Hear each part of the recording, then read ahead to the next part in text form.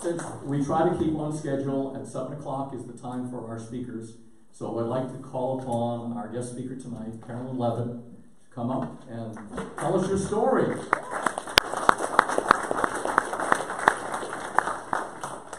Lower this. Jade is built like a model. I am not. Oh, hi everyone. How are you? I'm so excited to be here. Norm and I spoke about this opportunity several weeks ago, and I woke up this morning, I said, it's finally July 14th, and I get to go up to the beautiful Lakes region. My name is Karoline Leavitt. I was born and raised here in New Hampshire, down in Rockingham County, in a small business family. My dad has owned a used truck and car dealership and mechanic shop in Plastow, New Hampshire for almost 30 years now.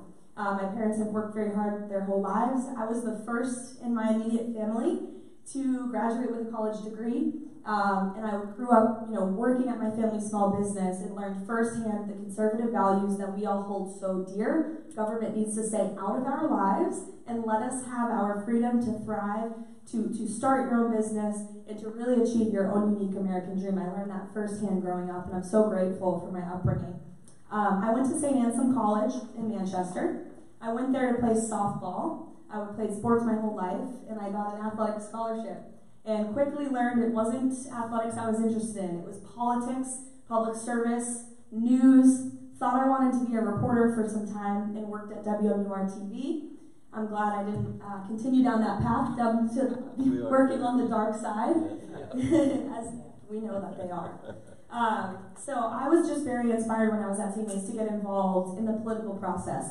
Part of that being the first of the nation primary, which is so important to the vitality of our state and to our political culture here in New Hampshire. And that really opened my eyes to the political arena at the national level. And that this time, our savior, President Trump, was running for office. And I was so inspired by him, as many of us are. So in 2018, I applied for a position at his White House. Again, small business family, no connections down there, but I found an application on their website, and I applied for a position, worked diligently on the essays, and was accepted, and was stunned that I was, but was very excited to go down to Washington and serve President Trump and the American people and advance his America First conservative agenda. So I went to Washington in 2018. I started in the White House as a presidential writer. So I wrote, if you've ever written to the president and received a letter in return, that was our office. And some of my specialty was writing to Gold Star families, to members of our armed forces. The president really deeply cared about the correspondence he was sharing with the American people, and I was very glad to be a part of that. When Kayleigh McEnany, our great former press secretary, who was an absolute rock star, was hired and brought on, I was there at the White House and I heard she was bringing in a new team, and I felt very inspired by her message, by her conviction, and I wanted to work for her. So I sent my resume to a friend, interviewed with Kayleigh, and she hired me. I was her first hire on her team, and I worked for her as an assistant press secretary. It was the honor of a lifetime. I fought with Kayleigh every single day against the biased fake news media that we know is brainwashing our country. It is brainwashing 50% of our country, especially my generation. It is absolutely crazy what the media has done. It was absolutely unacceptable what they did in the 2020 election. They were spewing lies about President Trump, and they were censoring truths about President Biden because they knew it would hurt him. I fought against that firsthand, and I saw it. And of course, after the chaos of the 2020 election, the Biden team came in and they kicked us all out. And I needed a job. DC is a very expensive place. I still had a rent to pay. And I got the opportunity to serve as the spokesperson for Congresswoman Elise Stefanik, who is now the House Republican chairwoman, the #3 leadership position in the House of Representatives. And when I was on Capitol Hill, I saw President Biden and radical Democrat agenda undo all of the progress we made under President Trump that was uplifting families like my own right here in New Hampshire. I watched it for a few months, decided I couldn't take it anymore, and that's what brings me back home. I felt very, very compelled, truly in my heart, to come home and to get into the arena and to fight. My generation, like I said, is incredibly brainwashed by the media, by higher education, by cancel culture, by by big tech who are censoring and silencing conservatives on their platforms, myself included. My Twitter, when I was working for Congresswoman Stefanik and tweeted out a positive statement about President Trump, was literally taken down for no reason. Twitter gave no explanation for that. They said it was an error. Well, those errors only happen to conservatives, and we need to join together. We need to stand up and fight. I feel compelled to do so. New Hampshire is my home, and it has given my family the opportunity to achieve the American dream, and I want to fight for that, for my generation, for your children, for your grandchildren, for those that are younger than me, because the radical policies that Chris Pappas is rubber stamping every single day down in Washington is going to fall on the shoulders of people like me and those younger than I, and it is going to destroy our country. We need conservative leadership in Washington. I'm not a declared candidate yet, but I'm exploring the opportunity and going around the state, talking with people like yourselves, pitching my message, my ideas, telling everyone about, my story and my background. And it's my hope that we will take this fight together. We need to put up someone who can beat Chris Pappas. I truly believe I have it in me to do it. I am unequivocally pro-life, pro-gun, and pro-liberty, and I'm excited for this fight ahead. I'll be making a formal announcement very, very soon. I look forward to getting to know all of you. I will be at the fundraiser at Gunstock, so I'm looking forward to coming back. And thank you so much for listening to me and for your time, and look forward to getting to know all of you in the months ahead. Thank you so much. Questions? And questions, yeah. I'm happy to answer anything. Sure. I have a question. So are you saying you're going to circle back to whether you're going to I will never say circle back. Ever. But I will let you know. How's that? I'll get you some facts and some evidence like we did with Kaylee. I got a question. Sure. How, in the hypothetical, if you were running for the CD1 primary, how much would a campaign cost, realistically? Too much. But 1.5 to about $2 million. That's what it takes to run a race for Congress nowadays. And it's difficult. I mean, it is a massive challenge to dive into what I'm about to. But again, I feel like it's worth it. And I think if I can get my message out there and rally support of the people of our state, my home state that I love so dearly, we can get it done. Candidates across the country are doing it, and I tell myself, why can't I? And, coming from a family that has had a business in my hometown for many years, we also owned an ice cream stand. I think I forgot to say that. I grew up scooping ice cream. Yes. Making $7.25 minimum wage. I will never vote to increase our minimum wage to $15 because we wouldn't have had an ice cream stand if we did that. But it takes, roughly $2 million. In this cycle, DC is targeting New Hampshire's 1st district. All eyes are going to be on this seat. All eyes will be on New Hampshire, especially depending on what happens at the top of the ticket with our governor. But people are looking at New Hampshire to flip. It's a great opportunity to help take back the House and to retire Nancy Pelosi forever because she has to go. So, what keys or suggestions or insights do you have for us as to how we might be more effective making connections with your generation? Yeah. Well, it's a very because very we're good old question. people and we don't know anything, but we do. No, not at all. See, but you're atypical. There's a lot of gray hair here. Yes. So what Yes. keys or suggestions do you have as to how we could connect with younger people? Yeah.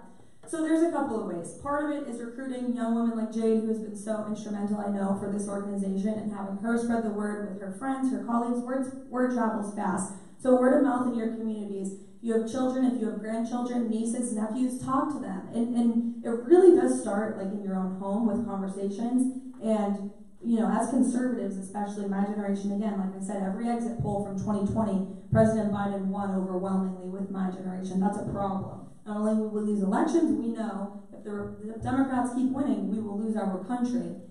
So we need to start messaging our conservative policies to people my age because they frankly don't understand. They don't do their homework, and they see the headlines on their phone, and they don't read the actual story. And we're not critical. My generation is not critical thinkers. So talking in your own communities is step number 1. Step number 2 really is social media. And that's just the reality. My entire generation is totally online. absorbed by their phones, whether it's Facebook or Twitter. That's where the conversations are happening. And again, it's difficult because big tech is silencing and censoring our viewpoints, but it is a really effective messaging tactic to get up. The last thing I'll say is supporting young candidates. You know, I've had people say, well, I think you might be too young or too inexperienced. That's a fair point for you to make, and I understand that. I am young, I'm not inexperienced at all, but I will say this, the problem is not my age, the problem is the system. It's the fact that we have people in DC who have served twice as time, maybe even 3 times as long that I've been alive.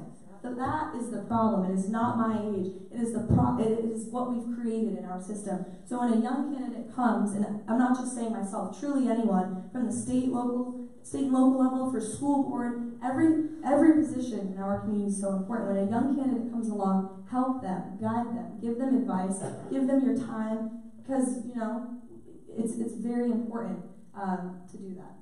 Thank you. Mm-hmm. Skip? Hi, Skip. Hi. Andrew Breitbart years ago famously said that politics is downstream from culture. And we see that the Democrats use government to change the culture with their laws that they pass through. Good intentions, not so good results. But as Norm says, hypothetically you were to enter the race, get down to DC, what is your viewpoint of using government to change the culture? It should never, ever, ever try to change our culture. Elected officials should be in office to protect our constitutional liberties and our rights. That's it. Plain and simple. It's very simple to be a lawmaker. When you look at a piece of legislation, 2 things I would do is, does this infringe on someone's liberties or rights? And if it does, you don't sign it. It is not the job of elected officials to change our culture, and that's what they're doing. And it has gotten so bad. I mean, they're in with Hollywood. They're in with the mainstream culture in our society, as we all know, values and props up liberal policies, liberal ideas, socialism. That's why my generation is brainwashed, because they have all of these people that they look to that are telling them that conservatism is bad, socialism is good. It goes back to not being critical thinkers.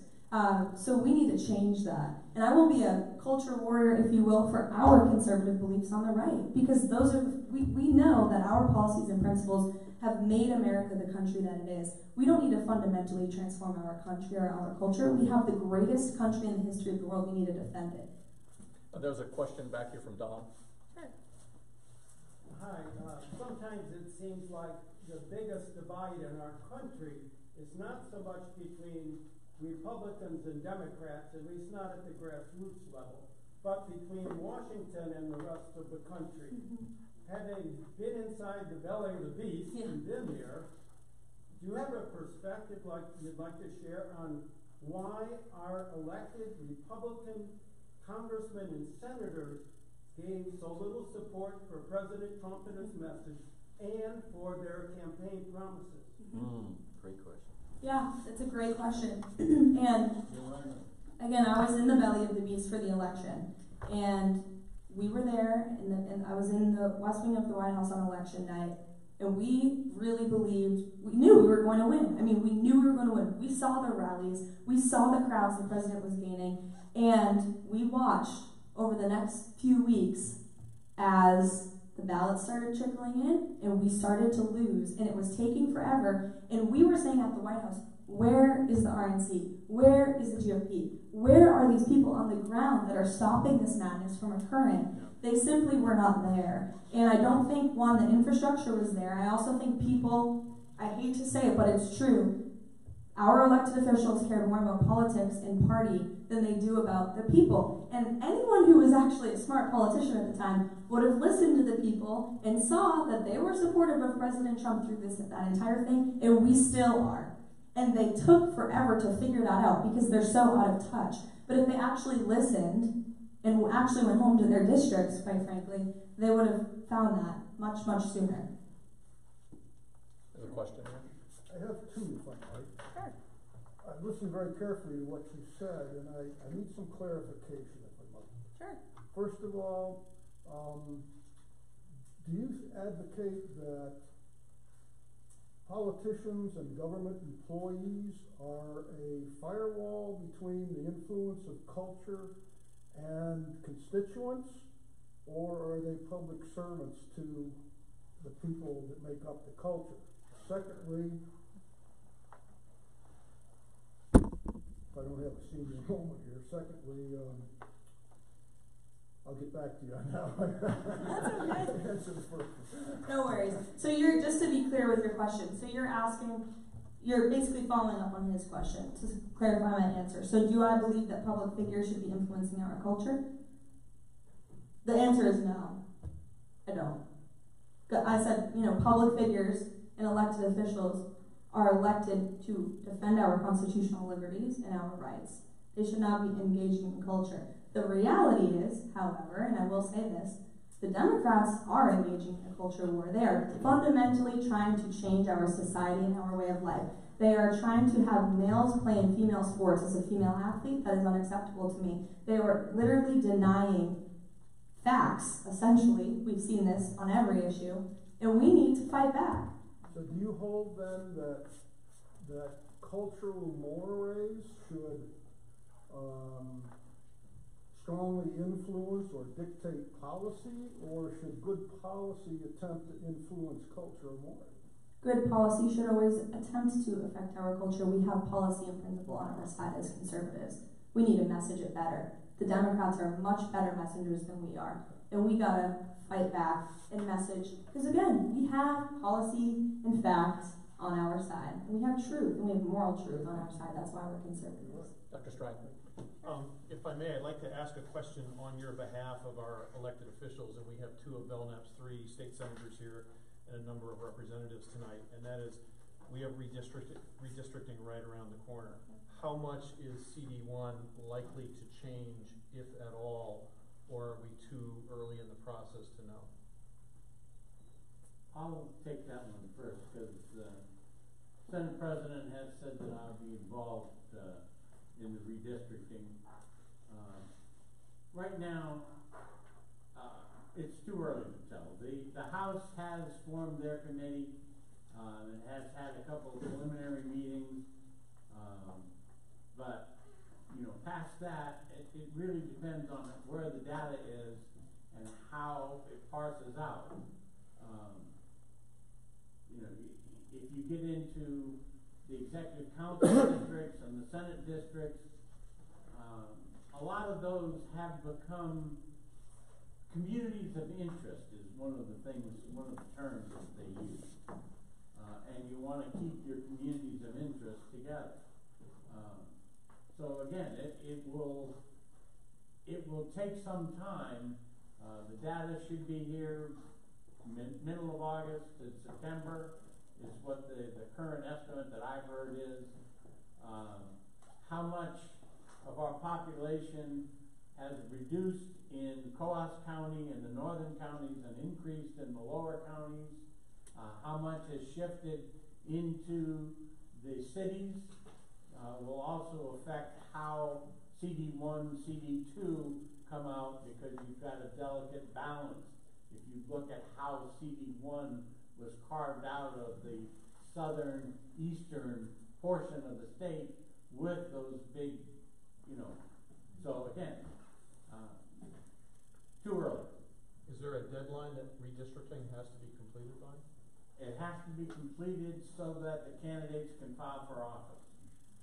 What the plan would be is to try to complete it in the February, March, or early April time frame, so that any court challenge that would come of it could be heard and still have the candidates file for office in the June time frame, which is the normal filing period.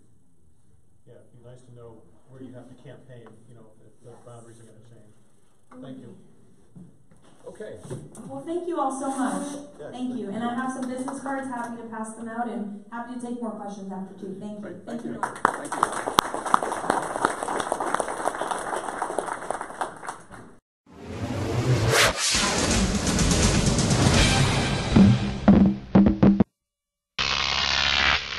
Crunk.